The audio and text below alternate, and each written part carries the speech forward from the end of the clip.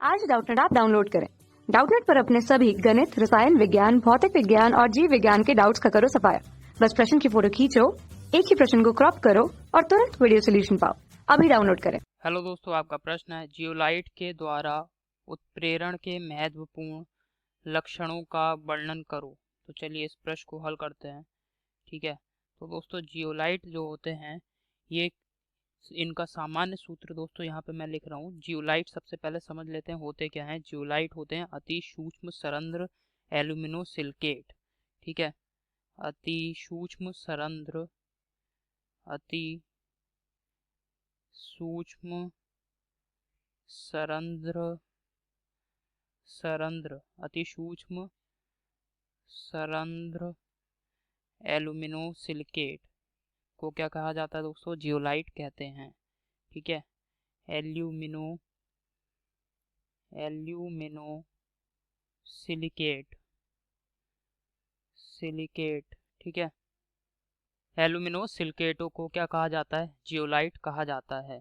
ठीक है, और जियोलाइट दोस्तों सरंध्र का मतलब है जिस प्रकार से मधुमक्खी के छत्ते में बहुत सारे छेद होते हैं, इसी प्रकार जियोलाइट का पृष्ठ भी सरंध्र होता है, उसमें भी बहुत सारे छिद्र होते हैं। ठीक है, तो इसी को दोस्तों हम कहते हैं कि जियोलाइट का पृष्ठ जो होता है वो सूक्ष्म सरंध्र होता है। तो जियोलाइटों में सिलिका की एक विवृत संरचना पाई जाती है, जिसके कारण ये जो है सरंध्र होते हैं। जियोलाइट बहुत अधिक मात्रा में सरंध्र होते हैं। अब दोस्तों जियोलाइट उत्प्रेरण की महत्वपूर्ण विशेषता यहाँ पे मैंने लिखी है। जियोलाइट उत्प्रेरण की संवर्धित महत्वपूर्ण विशेषता इसकी आकृति वर्णनात्मकता है। ठीक है, तो चलिए इसको समझ लेते हैं दोस्तों।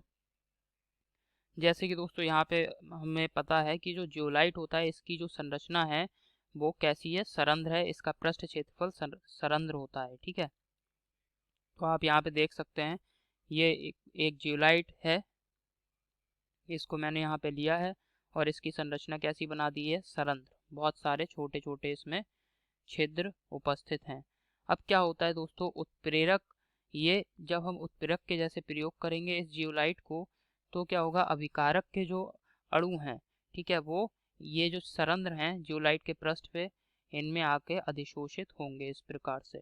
ठीक है, इनमें आके अधिशोषित होंगे और फिर अधिशोषित होने पश्चात दोस्तों ये आपस में क्रिया करेंगे, उत्पाद बनाएंगे और अभिक्रिया समाप्त हो जाएगी।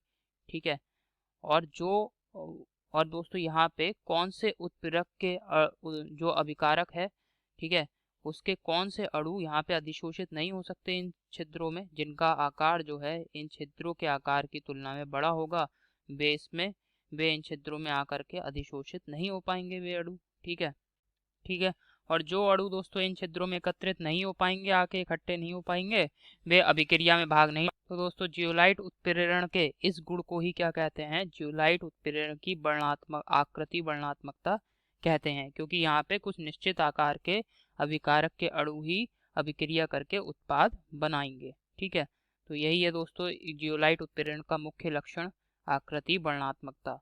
तो आशा करता हूँ आपको समझ में आया होगा। धन्यवाद। कक्षा 6 से 12वीं से लेकर नीट, IIT, JEE वो एडवांस के लेवल तक 1 करोड़ से ज्यादा छात्रों का भरोसा। आज ही डाउनलोड करें डाउटनेट ऐप या व्हाट्सएप करें अपने सारे डाउट्स 8400 400 400 पर।